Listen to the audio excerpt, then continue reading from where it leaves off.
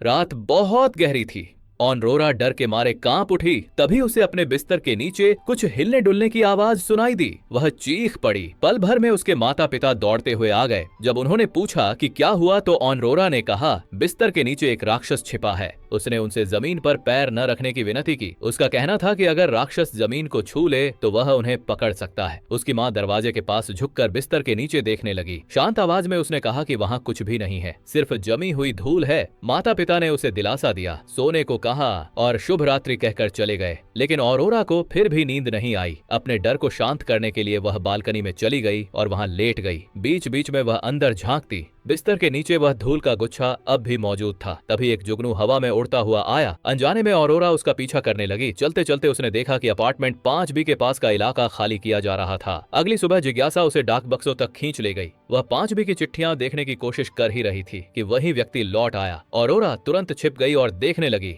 वह व्यक्ति अपना सामान समेट रहा था और जाने की तैयारी में था। सीढ़ियों के बीच की एक दरार से ऑरोरा उन्हें देखती रही, फिर लिफ्ट से नीचे चली गई। जब वह अपनी मंजिल पर पहुंची तो वह अपने ही दरवाजे की ओर ठीक से देख नहीं पा रही थी। उस रात फिर बालकनी से उसने 5B को जाते हुए देखा। कंबल हाथ में लेकर ऑरोरा ने फायर एस्केप पकड़ लिया और नीचे उतरने लगी, उनका पीछा करते हुए। अचानक किसी आवाज पर 5B ने पीछे मुड़कर देखा और ऑरोरा जल्दी से कूड़ेदान के पीछे छिप गई। उस व्यक्ति ने इधर उधर देखा। जमीन पर सिर्फ एक कंबल पड़ा था। ऑरोरा ने कचरे से एक मुखौटा उठाया और उसे पहन लिया। फिर वह छत पर चढ़ गई ताकि ऊपर से 5B की गतिविधियों पर नजर रख सके। आखिरकार उसने देखा कि वे एक अंधेरी गली में दाखिल हुए। अचानक चारों ओर फ्लेयर की रोशनी जल उठी। 5B और एक अजगर घिर चुके थे। परछाइयों से गुड़ियों जैसे कपड़े पहने लोगों के साथ 5B लड़ाई में कूद पड़ा। एक एक करके सब जमीन पर गिरते गए। वे अजगर के नीचे से भी फिसले और उसे थामे लोगों को हरा दिया। रोशनी और धुएं के बीच ऑरोरा को ऐसा लगा जैसे वह सचमुच एक अजगर का पतन देख रही हो। अंत में ऑरोरा चुपचाप उनका पीछा करती हुई उन्हें घर तक जाती देखती रही।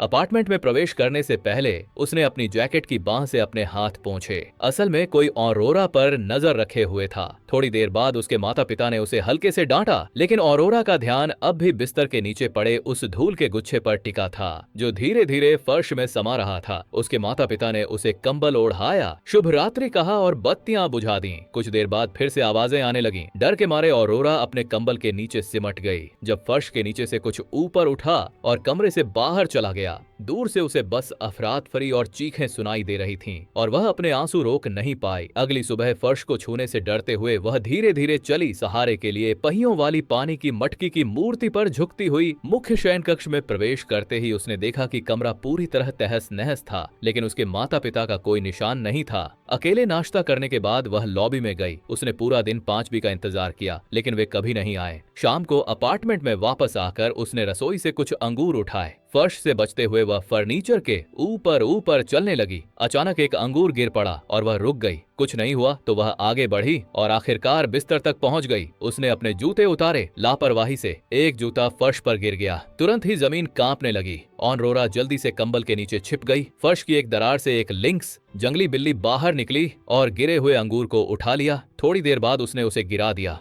अंगूर पास रखे एक लैंप से टकराया और बल्ब टूट गया। ऑरोरा ने छेद को ढकने के लिए कंबल फेंका, लेकिन उसे खींच लिया गया। फर्श के नीचे से एक विशाल आकृति उठने लगी। बिस्तर उसके शरीर में फंस गया और ऑरोरा ने गिरने से रोकने के लिए उसे कसकर पकड़ लिया। कुछ देर खोजने के बाद जब उसे कुछ नहीं मिला, वह आकृति धीरे धीरे फिर से फर्श के नीचे समा गई और छेद बंद हो गया। अगली सुबह जब ऑरोरा ने अपना जूता बिस्तर पर देखा तो वह सन्न रह गई। टूटे हुए बल्ब को देखकर उसे अब कोई शक नहीं रहा। यह सब उसकी कल्पना नहीं थी। कुछ दिन बाद वह चर्च गई। लोग दान पात्र में पैसे डाल रहे थे। बच्चों से कहा गया कि वे थाली पादरी तक पहुंचाएं। ऑरोरा ने मदद करने का नाटक किया, फिर मौका पाकर पैसे उठाए और तेजी से इमारत से बाहर निकल गई। उसी समय 5B डाक इकट्ठा करते हुए एक अजीब सा लिफाफा पाए, रंग बिरंगे स्टिकरों से सजा हुआ। अपने फ्लोर पर लौटते समय उन्होंने देखा कि ऑरोरा अपने अपार्टमेंट की खिड़की से गलियारे पर नजर रखे हुए थी। लिफाफा खोलने पर उन्हें एक पत्र मिला, ऑरोरा की लिखावट में बिस्तर के नीचे छिपे राक्षस के बारे में। वह चाहती थी कि कोई इस समस्या का समाधान करे। लिफाफे में रखे पैसों को गिनते समय दरवाजे पर जोरदार दस्तक की आवाज ने उनका ध्यान भंग कर दिया। दरवाजे के बाहर ऑरोरा खड़ी थी। वह बस इतना जानना चाहती थी,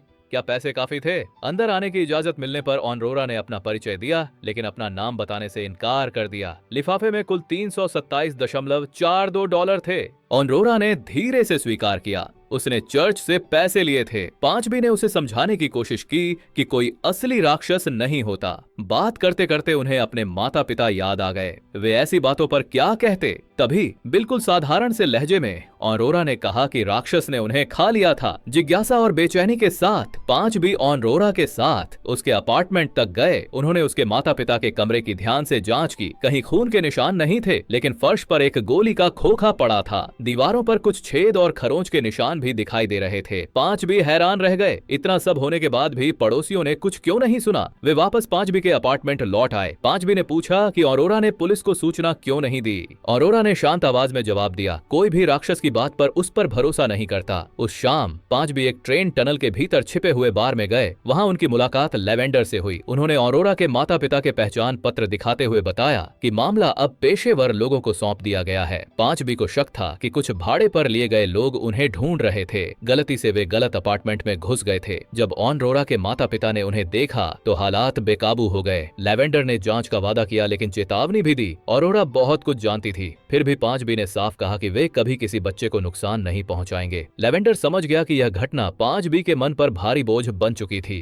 हंसते हुए उसने इसे ज्यादा गंभीरता से नहीं लिया। उस रात घर लौटकर पांचवी जागते रहे। जैसा उन्हें डर था, लिफ्ट के चलने की आवाज उनके कानों तक पहुंच गई। तुरंत पांचवी ऑनरोरा के अपार्टमेंट पहुंचे। उन्होंने उससे कहा, कुछ आने वाला है, इसलिए उसे अलमारी के अंदर छिप जाना चाहिए। ऑनरोरा ने जरा भी देर नहीं की और वैसा ही किया। फिर पांचवी छत के पास चढ़े और मुख्य दरवाजे के पास तैनात हो गए। जल्दबाजी में उनका चाकू हाथ से गिर गया। उसी पल एक अज्ञात व्यक्ति अपार्टमेंट में घुस आया। जैसे ही वह पास पहुंचा, पांचवी उस पर झपट पड़े और दोनों के बीच हाथापाई शुरू हो गई। इसी दौरान एक और व्यक्ति बालकनी के रास्ते ऑनरोरा के कमरे में दाखिल हुआ। उसने बिस्तर की ओर देखा और आवाज की, लेकिन जब उसने कंबल हटाया तो समझ गई वहां कोई नहीं था, सिर्फ एक तकिया रखा था। महिला ने अलमारी का दरवाजा खोला और ऑनरोरा को देख लिया। इससे पहले कि वह कुछ कर पाती, फर्श के नीचे से कुछ भयानक ऊपर उठ आया। एक पल में ही दृश्य बदल गया। कमरे में कोई भी नहीं बचा। तभी पांचवी दौड़ते हुए ऑनरोरा के कमरे में पहुंचे। उन्हें समझ आ गया यहाँ कोई और भी आया था। कांपती आवाज में लेकिन पूरी दृढ़ता से ऑनरोरा ने कहा, राक्षस उन्हें ले गया। पांचवी ऑनरोरा को रसोई में ले गए। उन्होंने समझाया कि काम पूरा होने तक और लोग भी आ सकते हैं। आखिरी बार पांचवी ने कमरे की जांच की। फर्श में सिर्फ एक छेद था जो साफ तौर पर गोली से बना था और राक्षस का कोई भी निशान बाकी नहीं था। फिर लिब्बी ने ऑनरोरा के पांडा डिजाइन वाले सूटकेस उठाए और बाथरूम की ओर चली गई। पिछले घटनाक्रम से जुड़ी सारी चीजें वहीं व्यवस्थित की गई थीं। प्लास्टिक में लिपटा हुआ एक शव बाथटब के ऊपर लटका हुआ था। तभी अचानक ऑनरोरा उनके पीछे आ खड़ी हुई। पांचवी चौंक गए और उनके हाथ से वह गिर पड़ा। ऑनरोरा ने पूछा कि वे क्या कर रहे हैं। पांचवी ने संक्षेप में समझाया, वे मुसीबत से बचने के लिए सफाई कर रहे हैं। उन्होंने कहा कि जब सब कुछ व्यवस्थित हो जाएगा तो सामान सूटकेस में भरकर बाहर ले जाया जाएगा। ऑनरोरा को डर न लगे, इसलिए उन्होंने उससे दरवाजा बंद करने को कहा। ऑनरोरा दरवाजे के सामने ही सो गई। कुछ देर बाद पांचवी बाहर से लौटे और उसे जगाया। सब कुछ इतनी बिगड़ी हालत में था कि अब वह इंसानी जैसा भी नहीं लग रहा था। इसलिए पांचवी ने ऑनरोरा को सिर्फ सामान लपेटने में मदद करने दी। काम के दौरान ऑनरोरा ने बहुत से सवाल पूछे। आखिरकार पांचवी ने सच्चाई बता दी। वे एक भाड़े के हत्यारे थे और जिसने ऑनरोरा के माता पिता से टकराव किया था वह भी ऐसा ही एक पेशेवर था जो उन्हें ढूंढ रहा था। अब और लोग भेजे जा रहे थे उन दोनों को खत्म करने के लिए, क्योंकि ऑनरोरा बहुत कुछ जानती थी। ऑनरोरा ने शांत स्वर में कहा कि अपराध बोध महसूस करने की कोई जरूरत नहीं है। उसके माता पिता को राक्षस ने मारा था। तभी दरवाजे पर तेज दस्तक हुई और बातचीत रुक गई। पांचवी ने दरवाजा थोड़ा सा खोला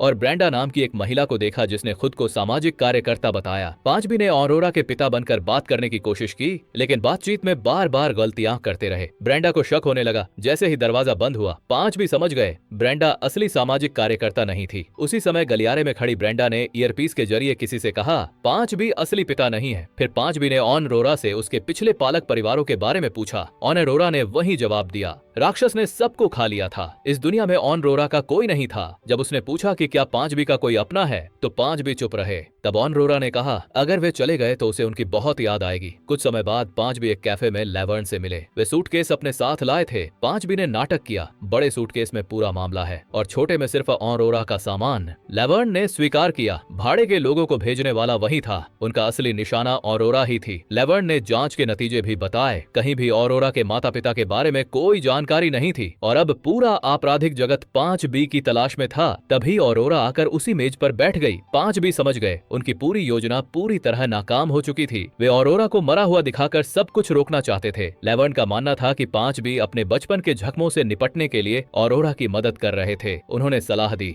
शहर छोड़ दो। इसके बाद 5B ऑरोरा को एक रेस्तरां ले गए। उन्होंने देखा कि बार के पास खड़ा एक डरावना सा आदमी उन्हें घूर रहा था। अचानक ऑरोरा ने पूछा, क्या वह उसका पिता बनेगा? 5B ने कहा, मेरे सारे पिता मर जाते हैं। वह आदमी आगे बढ़ा और बोला, क्या यह लड़की 5B की बेटी है? ऑरोरा ने कहा, हाँ। 5B ने कहा, नहीं। उसी पल वेटर खाना लेकर आ गया। 5B ने खरगोश के आकार का एक डंपलिंग उठाकर खाना शुरू किया, जो ऑरोरा की नजरों में जैसे हिलता हुआ लग रहा था। उस डरावने आदमी ने मान लिया कि वह एक भाड़े का हत्यारा है, लेकिन वह सिर्फ 5B के लिए आया था। वह ऑरोरा को इसमें घसीटना नहीं चाहता था। 5B ने उससे कहा कि वह बाहर इंतजार करे और वादा किया कि वे खाने के बाद उसे मिलेंगे। आदमी के जाते ही 5B ने वेटर से सारा खाना पैक करवाने को कहा। ऑरोरा को साथ लेकर वे बिना कोई निशान छोड़े तेजी से वहां से निकल गए। चाइना टाउन की गलियों से गुजरते हुए ऑरोरा ने 5B का हाथ थामे रखा। उसे महसूस हुआ वह डरावना आदमी उनका पीछा कर रहा था। जल्द ही कुछ और भाड़े के हत्यारे भी उसके साथ जुड़ गए और अपार्टमेंट बिल्डिंग की ओर उनका पीछा करने लगे। 5B ने ऑरोरा को अपने कमरे में भेजा और एक खास छिपने की जगह में छिपा दिया। फिर उन्होंने ब्रेंडा को फोन किया और समझाया कि वह सिर्फ एक चिंतित पड़ोसी है जिसका मकसद ऑरोरा और 5B की सुरक्षा सुनिश्चित करना है। 5B ने बताया उनके परिवार की हत्या कर दी गई थी और अब 5B अगला निशाना हो सकता है। इसी वजह से उन्हें ब्रेंडा की मदद चाहिए थी। अपनी बात पर भरोसा दिलाने के लिए 5B ने सारी लाइटें बंद कर दी और बाहर खड़े हथियारों की ओर इशारा किया। ब्रेंडा ने उन लोगों को देखा और तुरंत मदद भेजने के लिए तैयार हो गई। अचानक दरवाजे की घंटी बजी।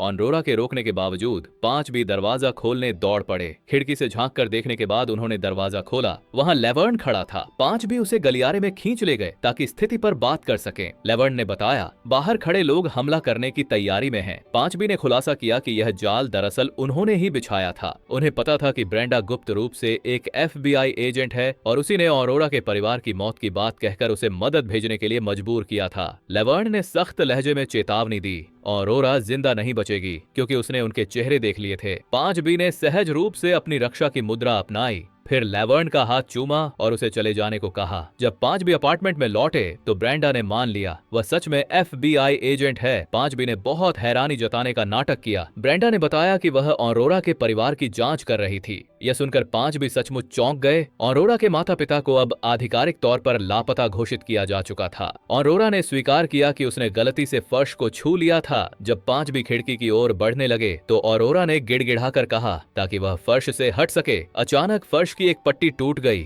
और ऑरोरा चीख पड़ी। 5B ने तुरंत उसे छिपने को कहा और कमरे से बाहर निकल गए, यह जाने बिना कि पीछे का फर्श धंसता जा रहा था। उसी पल एक भाड़े के हत्यारे ने दरवाजे पर गोली चलाई। 5B और ब्रेंडा पीछे की ओर गिर पड़े। तभी राक्षस फर्श को तोड़ते हुए बाहर आया, छलांग लगाई और फिर तेजी से वापस छिप गया। हत्यारा दरवाजे के खुले हिस्से से लगातार गोलियां चलाता रहा। 5B ने ब्रेंडा से जवाबी फायर करवाया। बेहोश हो चुकी ब्रेंडा को बाथरूम में घसीटने तक 5B कई दुश्मनों को रोकने में कामयाब रहे। फिर गलियारे में 2 FBI एजेंट पहुंचे और फायरिंग करते हुए और भाड़े के हथियारों को ढेर कर दिया। बचे हुए हथियारों ने दरवाजा तोड़ दिया और अपार्टमेंट में घुस आए, सीधे बाथरूम तक धक्का देते हुए।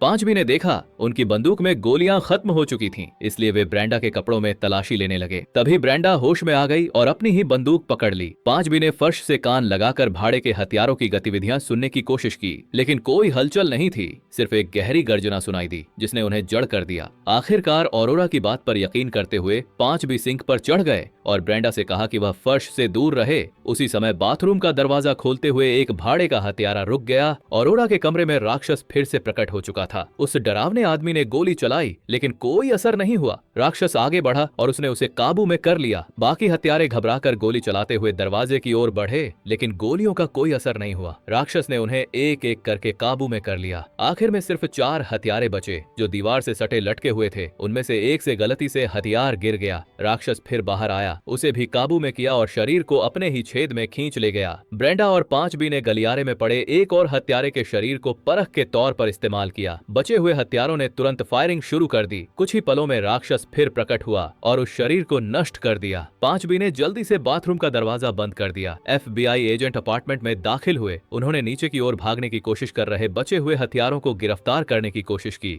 आखिरकार सबको आत्मसमर्पण करना पड़ा। एक एजेंट बाथरूम में आया। ब्रेंडा ने उसे चेतावनी दी, 5B को गिरफ्तार नहीं किया जाना चाहिए, उन्हें सिर्फ एक चिंतित पड़ोसी के रूप में दिखाया जाए। फिर ब्रेंडा गलियारे में दौड़ी, दीवारों को पकड़ते हुए और अपने साथियों को फर्श से दूर रहने का निर्देश दिया। उसी पल फर्श को तोड़ते हुए एक लिंक्स बाहर निकला। उसने सामने का दरवाजा बंद कर दिया और राक्षस पूरे फ्लोर पर फैल गया। ऑनरोरा ने अपने कमरे में कान ढक लिए। उसे चीखें और गोलियों की आवाजें सुनाई दे रही थीं। जब सब कुछ खत्म हो गया तो राक्षस वापस अपने छेद में चला गया। 5B पहियों वाली पानी की मटकी की मूर्ति पर चढ़े ऑनरोरा के कमरे में पहुंचे और उससे वादा किया कि वे उसे यहाँ से निकाल ले जाएंगे। लेकिन राक्षस फिर लौट आया और उसने 5B को चेहरे से पकड़ लिया। 5B ने जितना हो सका मुंह खुला रखने की कोशिश की, लेकिन राक्षस की ताकत ज्यादा थी। उनका मुंह जबरदस्ती बंद हो गया। राक्षस फिर अपने छेद में लौट गया। अगली सुबह ऑरोरा एक अजीब आवाज से जागी। अचानक एक छेद खुला और राक्षस ने 5B को बाहर उगल दिया, क्योंकि उन्होंने वह दवा ली थी जिससे वे अपनी उंगली काटना बंद कर सकें और जिंदा रह सकें। दोनों खुशी से एक दूसरे से लिपट गए। लेकिन उसी पल लेवर्न दिखाई दिया, जूते पहने हुए और हाथ में बंदूक लिए। वह ऑरोरा को मारना चाहता था। 5B ने उसे चेतावनी देने की कोशिश की, लेकिन लेवर्न पीछे हटने को तैयार नहीं था। 5B ने गिड़गिड़ाकर कहा, माँ, ये बताते हुए कि वही उसकी माँ है और उसकी सारी पीड़ा उसकी गंदी पेशे से जुड़ी हुई है। कुछ ही देर बाद राक्षस फिर लौट आया और ऑरोरा 5B और राक्षस के बीच खड़ी हो गई, अपनी जिंदगी के इकलौते दोस्त की रक्षा करने के लिए तैयार। राक्षस रुक गया। 5B ने समझाया, राक्षस उन्हें इसलिए नहीं खाना चाहता था क्योंकि वह उसका अपना राक्षस था। उन्हें बस जीना सीखना था। और ऑरोरा में हिम्मत आ गई। पहली बार उसने राक्षस से कहा, रुको। फिर दोनों फायर एस्केप से नीचे उतरे और एक नई जिंदगी शुरू करने के लिए शहर छोड़ गए। बाद में देहात की सड़कों पर गाड़ी चलाते हुए राक्षस को कार के पीछे दौड़ते हुए देखा गया।